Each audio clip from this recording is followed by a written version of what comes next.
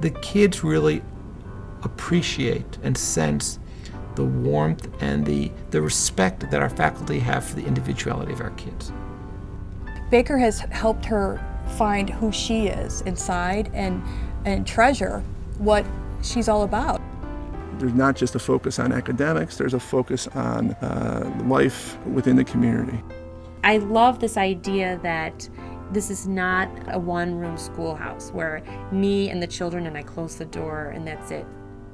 Their curiosity to learn has been so nurtured. They can learn anything that they want. They know that in their minds. I love that I get to teach in a place where kids are happy and love to come to school. Welcome to Baker Demonstration School, a very unique place, a very special place for our pre-K through 8th grade students, for our faculty and staff, and for our parent community. The three big ideas that drive Baker Demonstration School since its inception in 1918, progressive education, child-centeredness, and best classroom practices. It's amazing to see that kids are thinking, that teachers aren't telling them what they're supposed to be thinking, but teachers are offering questions. You will see a great deal of collaboration between the lead teacher and the associate teacher, and then you'll also see a high level of cooperation and collaboration amongst the children.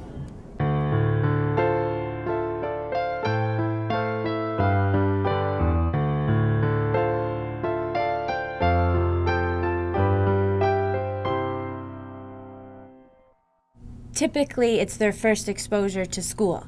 And so when children come in for pre-kindergarten and kindergarten, it's the first time they're moving away from their family and into the world of their peers. And we make it a place that is comforting and nurturing for them to learn, to socialize. We really work with them on conflict resolution and helping them grow their self-esteem and self-confidence.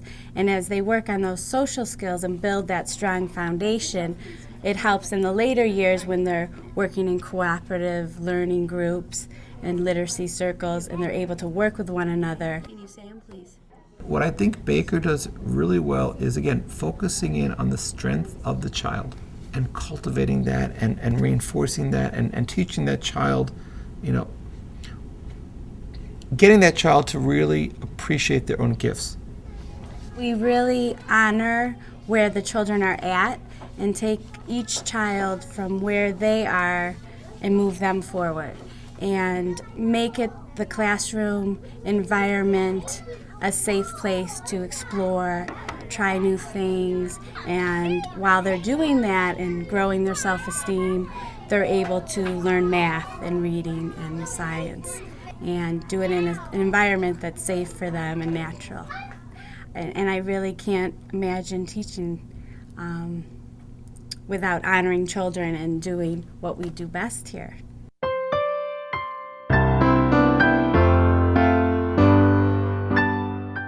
The faculty, they get our kids. I remember we had our conference with one of our teachers the other year, and you've got this parade of parents all coming in, each of them saying, "This teacher gets my kid." So it's not just that the faculty happens to get our particular kids, they get our kids. And the structure here, with the 2 professionals in each classroom and the class size, allows them not only to get our kids, but then to act on that insight. In my son's classes, there may be 1 teacher to 8 kids or 10 kids. And that makes it possible for the teachers to really take off and teach the kids and work with groups, work with small groups, be very flexible in terms of meeting each child's needs. We have small class sizes. We average about 16 to 17 students in a class, and there are 2 adults. You have a lead teacher. In addition to that, we have associate teachers. So it allows us to individualize instruction. It allows us to deal with personal needs that the kids might have. Sometimes a kid needs to go out in the hall and work one-on-one with a teacher or work in a small group. So it isn't the same as if I had to teach 30 kids and there's only 1 of me. As an associate teacher, you bring your skills in to the classroom just as the lead teacher would. You act as, just another person in the classroom that the kids could turn to for questions. And as a parent, that's sort of what I'm looking for, is a nurturing environment, but one that sets a very high professional standard. And so a lab school, to me, it brings that to the table. It's not just an independent school, it's a laboratory or a demonstration type school. You have people who are very excited to be in the classroom and to be learning from you and to be doing the kinds of things they're doing. Just the opportunity to have 2 teachers in a classroom at one time is incredible. They are also taking classes in the college, and they're bringing all of this stuff that they're learning back into the classroom. And so that really enriches the classroom and enriches the conversation between the lead teacher and the associate.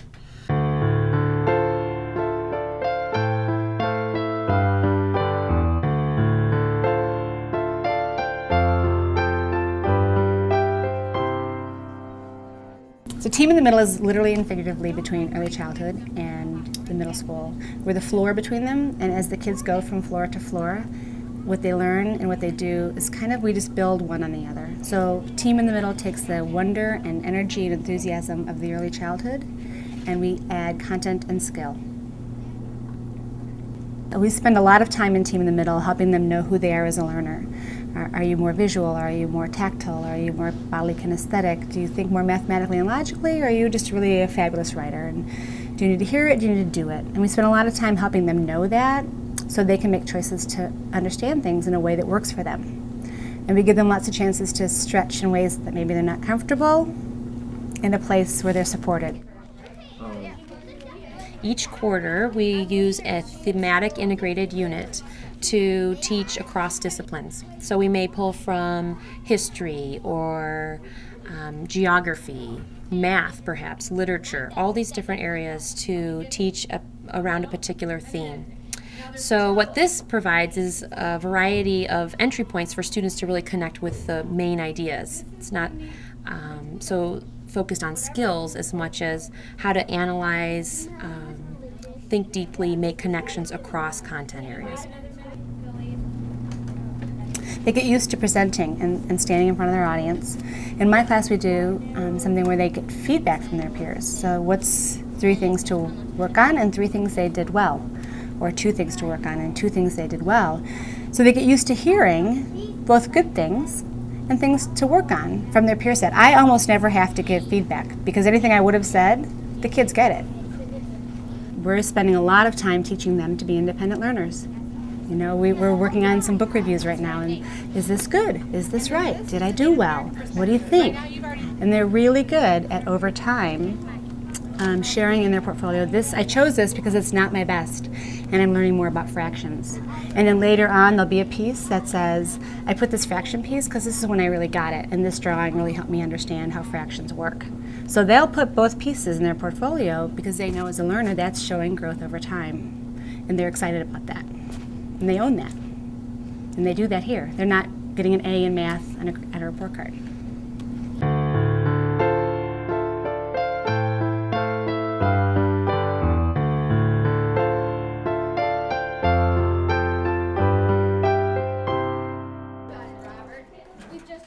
When they come upstairs to the 3rd floor for the middle school, they go to a different classroom for each of their content areas.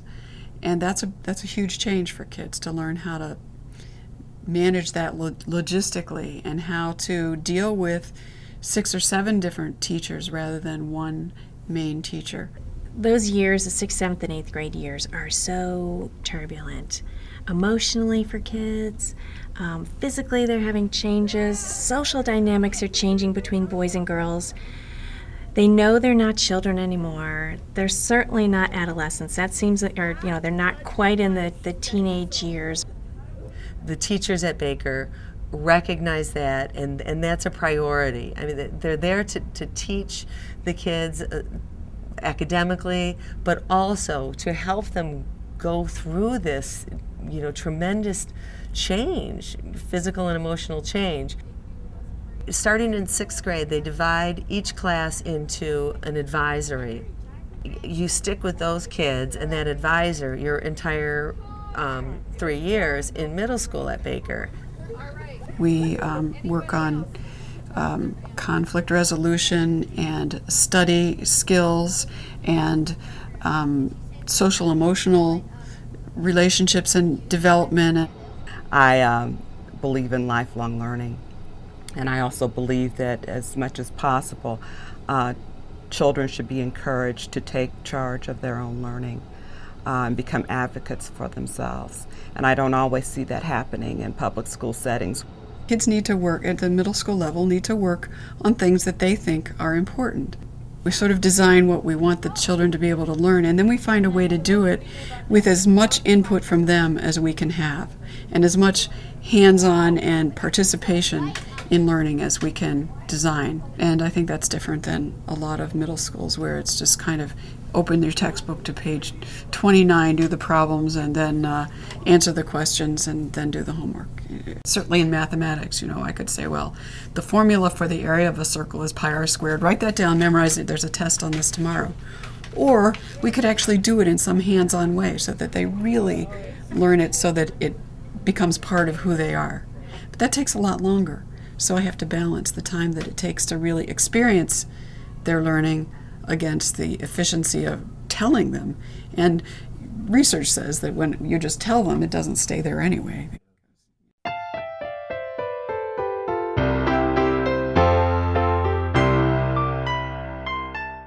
Here at Baker, we're committed to helping our students think analytically and creatively. We do this by integrating the special subjects throughout the curricula.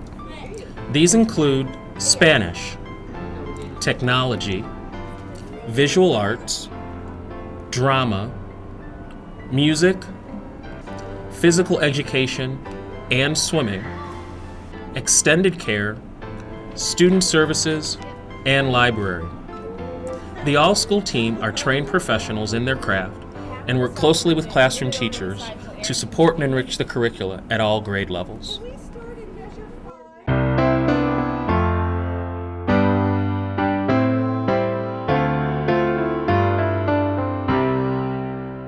We now control our fate. We control our future.